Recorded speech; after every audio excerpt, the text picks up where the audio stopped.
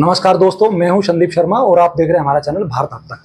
अगर आप हमारे चैनल पर नए हैं तो कृपया करके सब्सक्राइब करें, लाइक करें और शेयर करें और कमेंट करना ना भूलें। हम आज एक ऐसे मुद्दे पर बात कर रहे हैं जो देश के लिए झकझोर देने वाला मुद्दा है। हम बात कर रहे हैं कोलकाता में एक ट्रेनी डॉक्टर के साथ जो हैवानियत हुई, हम उसके बारे में बात कर रहे हैं। ये सारी चीजें आपको पता है, लेकिन जो चीजें मैं आज मुद्दा उठा रहा हूं वो आपको सुनना चाहिए और देखना चाहिए। हम एक थ्योरी होती है, हम अपने आइकॉन्स बहुत जल्दी बना लेते हैं। ऐसे लोगों को हम बहुत प्यार करते हैं और हम उनसे बहुत ज्यादा उम्मीद करते हैं। पश्चिम बंगाल के भी बहुत बड़े आइकॉन हैं जिनके करोड़ों लाखों फैन हैं, हीरो है, और वो हीरो ने इस घटना पर एक शब्द नहीं बोला, और तब बोला तो ऐसा शब्द बोला जिस पर हंगामा शुरू हो गया। कोई व्यक्ति लीडर तब बनता है जब उसमें क्वालिटी होती है। वो देश के लिए, समाज के लिए क्या कंट्रीब्यूट करता है, वो अपना क्या योगदान अपने देश और समाज को देता है। हम बात कर रहे हैं पश्चिम बंगाल के बहुत बड़े दिग्गज एक ऐसे हीरो के बारे में बात कर रहे हैं जिस हीरो को अपनी पार्टी में ज्वाइन करने के लिए तमाम पार्टियां, बड़ी बड़ी राजनीतिक पार्टियां उनके पीछे पड़ी हुई हैं। और कहीं ना कहीं निश्चित रूप से आप ये मानो कि हम ये तो नहीं कह सकते कि वो सरकार बना लेंगे या जीत जाएंगे, लेकिन हम आपको बता दें कि निश्चित रूप से उनको बड़ा एडवांटेज तो मिल ही सकता है। हम बात कर रहे हैं बंगाल टाइगर, हम बात कर रहे हैं क्रिकेट के बहुत बड़े एक स्टार सौरव गांगुली, जो बंगाल के ही नहीं पूरे देश के हीरो हैं।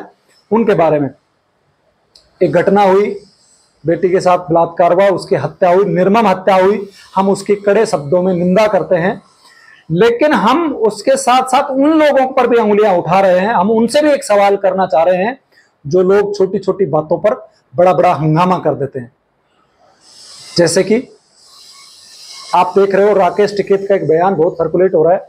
उन्होंने कहा कि बलात्कार हुआ बच्ची के साथ, उसके लिए कानून बना हुआ है, कानून अपना काम करेगा, लेकिन उसको इस तरह से हंगामा कर देना, उसको 10 दिन से वो ऐसे उठा देना, ये क्या चाहते हो आप? ये टिकैत साहब करें कि सरकार क्या चाहती है? सरकार चाहती है कि वहां राष्ट्रपति शासन लगे, सरकार को गिराया जाए, हम केंद्र में शासन करते रहे। ये टिकैत साहब का बयान है जो मेरे पास रिकॉर्ड है।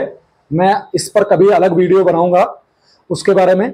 ये लोग इतने नालायक और निकम्मे हो गए कि इनको एक बेटी का, जो जिसके साथ शायद गैंग रेप हुआ हो, एक संदेह जताया जा रहा है।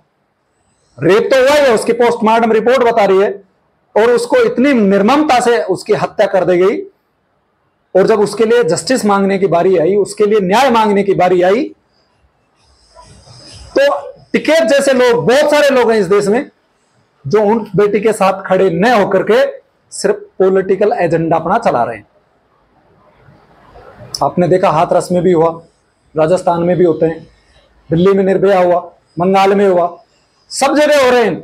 लेकिन सरकारें इस मामले में कोई भी ठोस कार्रवाई, शायद परमानेंट कोई ऐसी कार्रवाई नहीं हुई जिससे कि यह मामला रुके। कड़े कानून तो बनाने ही पड़ेंगे, लेकिन पुलिस की कार्यप्रणाली पर संदेह हो रहा है। बंगाल पुलिस की कार्यशैली जो है उस पर संदेह हो रहा है, बंगाल की सरकार पर भी संदेह हो रहा है। लेकिन बात यह नहीं है, ये तो दूसरा चैप्टर है। पहला चैप्टर तो हमारा यह है कि जो हमारे हीरोज हैं पश्चिम बंगाल के, सौरव गांगुली, उन्होंने बयान दिया कि ये जो घटना है ये स्ट्रेन इंसिडेंट है। उसके बाद में जो उन्होंने बयान दिया उस पर हंगामा हो गया, सोशल मीडिया पे उसके खिलाफ आंदोलन चला, कैंपेन चला। उसके बाद उन्होंने अपनी बयान को वापस ले लिया और अगले दिन जाकर के प्रोटेस्ट में शामिल हुए, कैंडल मार्च में भी गए। लेकिन उनकी बॉडी लैंग्वेज और उनका जो व्यवहार है उससे यह प्रतीत होता है कि वो कहीं ना कहीं अपनी जो क्रिटिसिज्म जो उनका हुआ है, उनका विरोध जो हुआ है, उस विरोध के डर से वो लोग उस प्रोटेस्ट में मिल रहे हैं। उसमें जो आंदोलन हो रहा है, जो धरना प्रदर्शन होता है, जो कैंडल मार्च होता है, उसमें वो दबाव के कारण वहां गए हैं। अच्छा होता कि वो खुद स्वतः ही पहल करते और जाकर के लोगों का समर्थन करते, बैठते और उस बेटी के लिए, उस बहन के लिए न्याय मांगते। इतने दिन बीत जाने के बाद, 7-8 दिन बीत जाने के बाद में सौरव गांगुली ने जो बयान दिया, उस बयान के बाद फिर एक उनके खिलाफ कैंपेन चला, और कैंपेन के बाद वो अपने बयान को वापस लेते हैं और फिर कैंडल मार्च में शामिल होते हैं। क्या आपको नहीं लगता कि ये सारी चीजें वो पहले ही करते? बयानबाजी से पहले सीधा जाते और जाकर के और उस बेटी के लिए न्याय मांगते और सरकार से गुहार लगाते। और क्या उनको अपना जो आपको मैंने बताया पॉलिटिकल एजेंडा जो है, वो तमाम पार्टियां सौरव गांगुली को अपनी पार्टी में शामिल करना चाह रहे थे। अमित शाह उनके घर तक पहुंच रहे और टीएमसी की ममता बनर्जी उनको 2021 के बाद में नजदीकियां बढ़ी और उनको ब्रांड एम्बेसडर पश्चिम बंगाल का बना दिया। क्या ऐसे प्रदेश के ब्रांड एम्बेसडर रहना पसंद करेंगे जहां पर बेटी का साथ इतने मतलब इतने भयंकर तरीके से और यूं कहूंगा कि निर्मम तरीके से उसकी हत्या कर दी, उसके साथ दुष्कर्म किया और उसकी हत्या कर दी, और सरकार उस पर लीपापोती। पुलिस की कार्य प्रणाली पर सुप्रीम कोर्ट ऑफ इंडिया ने जो कहा है वो आपको सुनना चाहिए। सुप्रीम कोर्ट ने कहा है कि हमने अपने पिछले 30 साल में ऐसा मामला कभी नहीं देखा जब एफआईआर बाद में होती है और पोस्टमार्टम पहले हो जाता है। प्रोसेस क्या होता है? पहले एफआईआर होती है, फिर जाकर के आपको पोस्टमार्टम करवाना पड़ता है। लेकिन पहले पोस्टमार्टम होता है रात को 11:30 बजे। पश्चिम बंगाल पुलिस जो है, कलकत्ता पुलिस जो है, वो एफआईआर दर्ज करती है। एक बड़ी फौज, एक जाने माने वकील कपिल सिब्बल जी सरकार का पक्ष रखने के लिए वहां मौजूद थे। क्या कपिल सिब्बल साहब को नहीं पता कि सरकार किनको बचाना चाह रही है? अपराधियों को? क्या कपिल सिब्बल साहब को नहीं पता कार्यशैली पुलिस की क्या रही है? वहां पर हॉस्पिटल में तोड़फोड़ की गई है, सबूतों को नष्ट किया जा रहा है, हजारों की संख्या में भीड़ हॉस्पिटल में, डॉक्टर जो प्रोटेस्ट कर रहे हैं उनके खिलाफ आंदोलन कर रहे हैं, जो अपराधी हैं उनके खिलाफ जाकर के मारपीट करते हैं, वो गुंडागर्दी करते हैं, हॉस्पिटल में जाके तोड़फोड़ करते हैं। हॉस्पिटल में अचानक से तोड़फोड़ करके उनमें नए कंस्ट्रक्शन शुरू कर देते हैं। 1 मिनट में मेडिकल कॉलेज के प्रिंसिपल को वहां से हटाया जाता है, इस्तीफा लिया जाता है और अगले ही कुछ घंटे बाद उसको दूसरा हॉस्पिटल दे दिया जाता है। क्या सरकार की भूमिका पर संदेह नहीं होता? कपिल सिब्बल साहब को नैतिकता के आधार पर यह केस लड़ना ही नहीं चाहिए था। लेकिन 20 वकील, पहली बार ऐसा होगा जब उनके पास सरकार के बचाव में कोई उत्तर नहीं था सुप्रीम कोर्ट में। और आपको पता है सुप्रीम कोर्ट लाइव स्ट्रीमिंग के द्वारा यह सुनवाई कर रही थी, लाइव स्ट्रीम हो रहा था, सब कुछ लाइव चल रहा था। कपिल सिब्बल जी पहली बार ऐसे उप्स मूवमेंट के शिकार हुए हैं जो उनके मुंह से कुछ निकला ही नहीं। क्या उनको ऐसे केस, ऐसे लोगों के साथ खड़े होना चाहिए? ये हीरोज हैं हमारे, ये देश को प्रोटेक्ट करेंगे। कभी राम मंदिर के खिलाफ जाके खड़े हो जाते हैं, मत बनवाइए, मत दीजिए आदेश।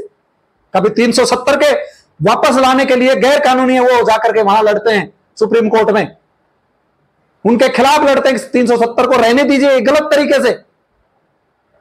चलो वो तो एक राजनीतिक उनकी विचारधारा है, किसी पार्टी के सदस्य हैं, लेकिन सौरव गांगुली जी किसी भी पार्टी के सदस्य नहीं है। क्या उनको पश्चिम बंगाल और बंगाल की पुलिस के खिलाफ, पश्चिम बंगाल की सरकार और पश्चिम बंगाल की पुलिस के खिलाफ उनको नहीं बोलना चाहिए? क्या प्रोटेक्ट जो कर रहे हैं, प्रोटेक्शन वहां धरना प्रदर्शन, उनके साथ नहीं देना चाहिए था? बहुत टाइम लग गया गांगुली जी, करोड़ों लोग आपको फॉलो करते हैं लेकिन नजरों में गिर रहे हो आप। करोड़ों लोग आपको फॉलो करते हैं, आपको भगवान की तरह मानते हैं, लेकिन आपने उनको निश्चित रूप से सबसे ज्यादा निराश उनको किया। अभी आप देखेंगे थोड़ा सा पहले, 15 दिन पहले संसद में श्रीमती जया अमिताभ बच्चन, बंगाल की बेटी जो अपने आप को मानती है, बोलती है कि मैं बंगाली हूं, उनके मुंह से एक शब्द नहीं निकल रहा। वो कह नहीं रही कि सरकार वहां क्या कर रही है, वो यूपी जाएंगे, हाथरस में चीखेंगे, चिल्लाएंगे। कहीं पर भी बेटी के साथ गलत होता है हम उसकी निंदा करते हैं, लेकिन मैं सिर्फ आपको यह इंगित करना चाहता हूं कि एक सेलेक्टिव जो प्रोसेस है उनका, मैं उसके खिलाफ हूं। चाहे वो राकेश टिकैत हो, कपिल सिब्बल हो, जया बच्चन हो या फिर सौरव गांगुली हो, कोई भी हो जो सेलेक्टिव है वो सेलेक्टिव नहीं हो सकता।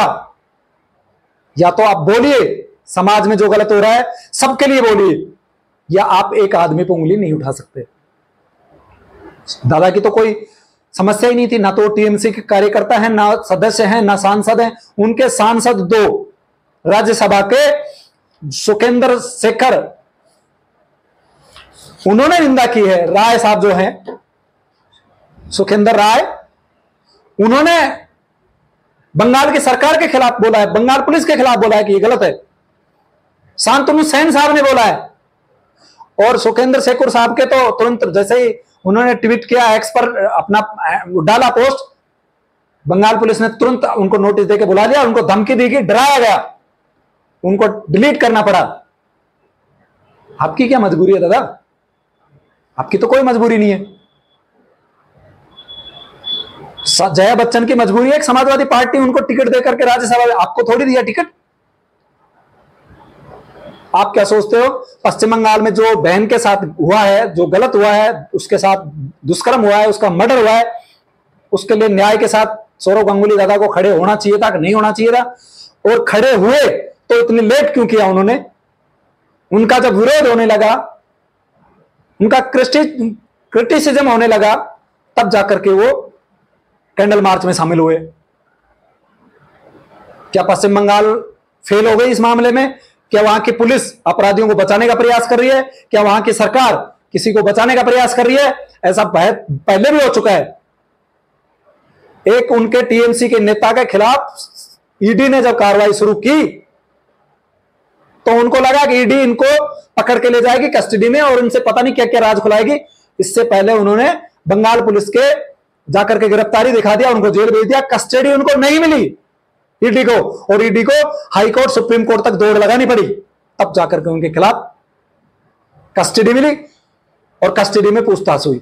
यही अब करना चाह रहे हैं। जो अपराधी हैं वो सीबीआई के हवाले ना मिले उससे पहले पुलिस उनको गिरफ्तार करना चाह रही थी, लेकिन सुप्रीम कोर्ट और हाई कोर्ट दोनों इस मामले में एक्टिव हुए और हाई कोर्ट ने सीबीआई जांच की रिकमेंडेशन भेज दी और सुप्रीम कोर्ट में इस मामले पर स्वतः ज्ञान लेकर के पश्चिम बंगाल सरकार से जवाब मांगा है।